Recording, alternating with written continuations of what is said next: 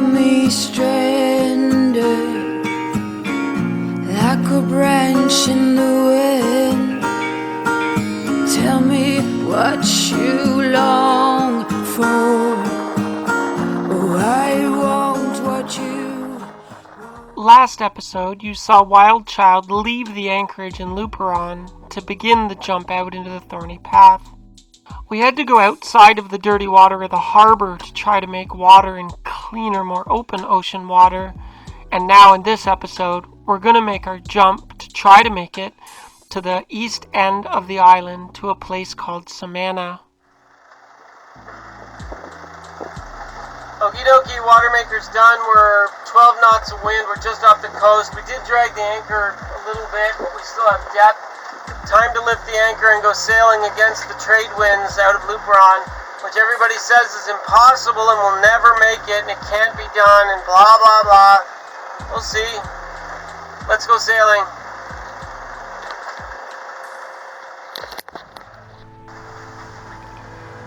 And so WildChild went offshore, raised her sails, pointed into the wind as she always does, and just began pounding through it. This isn't new for us.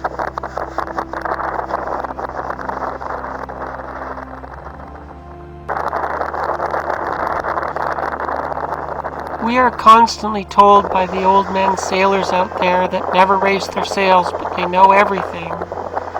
We're told that this sail is impossible and cannot be done.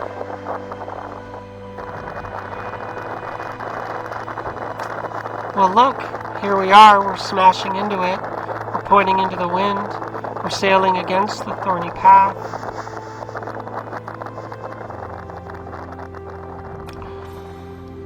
WildChild is a race boat. She can point. She's very well designed. She's very tough.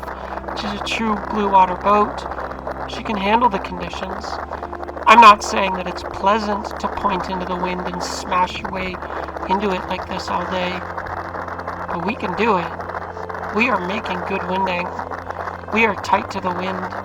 We are sailing at about 30 degrees apparent wind angle into the wind. We are going upwind. We're going to have to tack, but we're going to make it.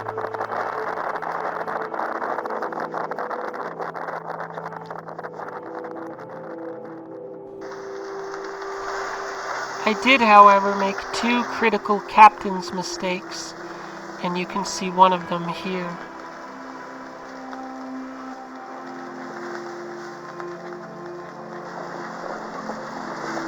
And the girls of WildChild sail like this all day.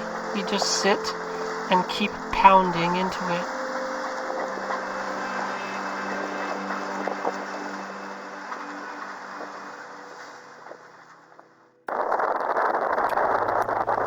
The other critical captain's mistake that I made on this sail was more subtle. It was a smaller mistake, but it had bigger consequences.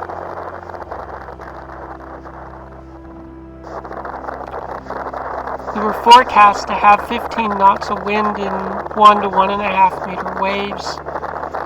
What I didn't know is that the weather forecast for the thorny path lies every single time.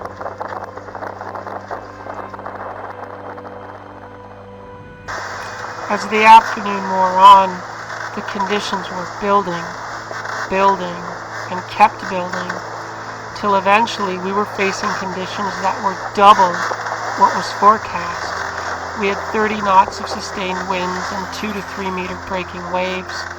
The white caps just kept increasing and increasing.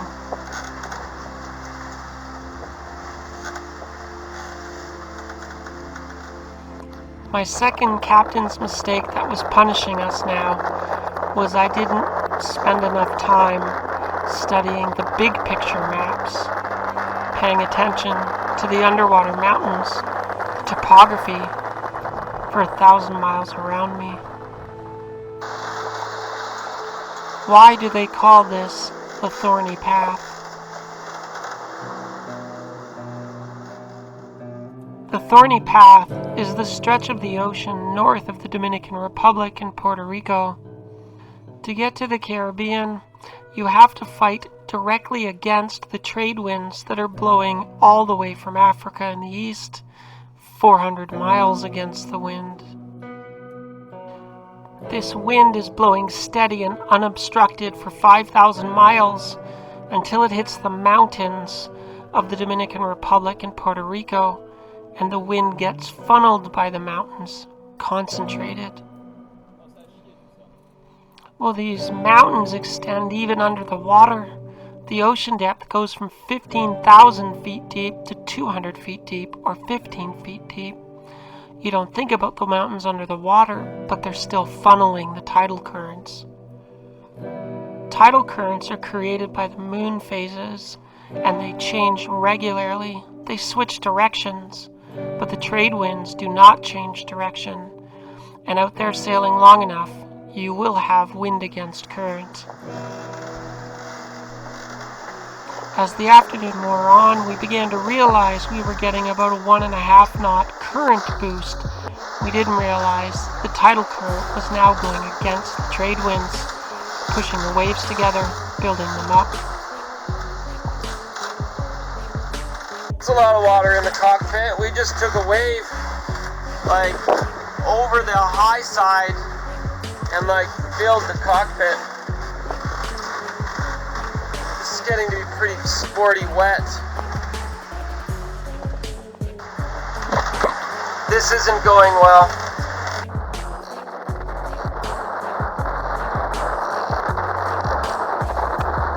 It never looks like much on camera, but you have to remember the camera is 8 feet above the water.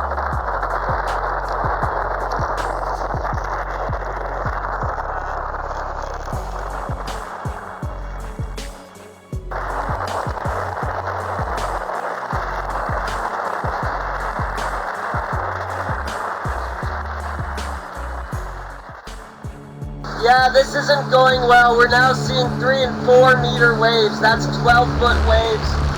We're getting the cockpit washed so badly, I had to put the companionway hatch in to seal the boat because we're taking massive waves inside the cockpit. The waves are building, like, we're sustained 25 plus and building waves. We're also at a 70-degree wind angle, so because we gotta fall back to Baja de Mona or whatever, and we're trying to do it before dark, but we are getting our asses kicked in the windward passage. This is not going well. We just need nothing else to break. Oh, fucking Lord.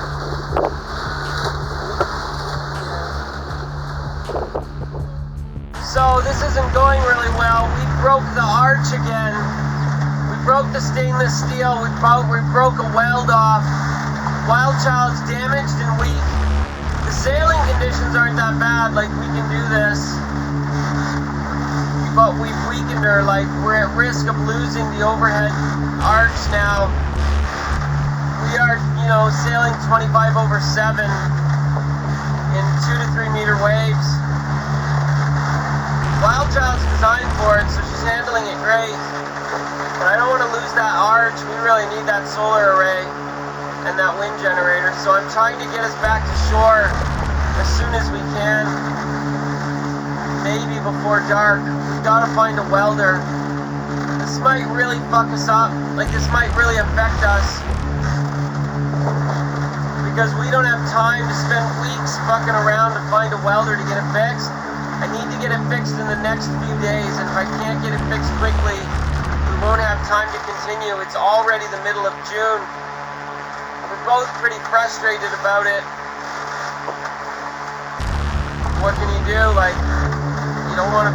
A broken boat is a broken boat. You have to fix it.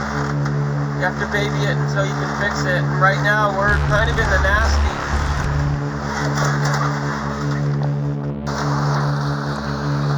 This is the video footage that I have from before it really started to get nasty, when things were still manageable and calm.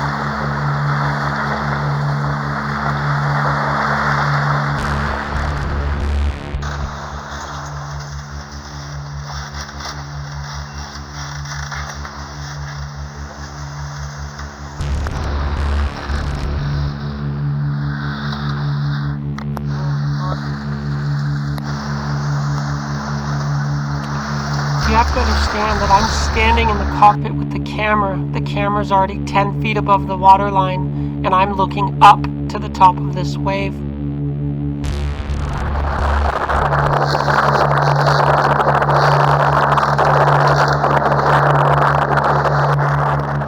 Sustained at about 28 knots, 3 to 4 meter waves. We're washing. We had to close the companionway for safety. We're really in danger of breaking things. We had to reef the Jenny again. We've already broken the arch. We needed not to break more. This is really seriously dangerous and very bad. We are getting our asses kicked. This is bad. And we are at risk of catastrophic failure in conditions this severe. We're trying to get to someplace Puerto Plata, which is about 20 miles down the coast from Luperon. We got to get our boat repaired and we got to get into there safely. We need the winds to drop and they keep picking up. The forecast was for 18 knots of wind. We've had sustained 28 for hours and it's just building. I'm hoping as the sun sets the trades calm down, which is what's supposed to happen. It's what we need to happen. This is not good. This is not safe. This is the worst WildChild. Oh Lord, look at that. That's the worst WildChild's ever been through. Oh, it's just cold water. This is bad. My main concern is that the waves keep breaking underneath us and surfing us sideways. The sun is setting right over the horizon now. It's gonna get fucking dark. I'm in 10-foot waves, 25 knots of sustained wind, going into an unknown foreign port with no marked depths. So I don't know what the bottom is, and I'm gonna enter it in the fucking dark. So we saw from the main harbor. I think it's gonna be too dangerous to get in because there's reefs near it. But there's a cruise ship hiding around the corner behind the mountain. So I don't know if it's a cruise ship terminal, but I'm thinking like if a cruise ship can fit in there, there's going to be enough depth for us, and it's behind the mountain, so it's got to be lee shore. The wind that way, mountain that way, and the lee shore kind of on the back this way. And the sun is setting right now. If you want like a horrifying adventure, this is fucking completely awful, and this is why you should not do this. This is terrible. I want to eject, like eject, get me the fuck out. I hate this. Oh Lord. Yep.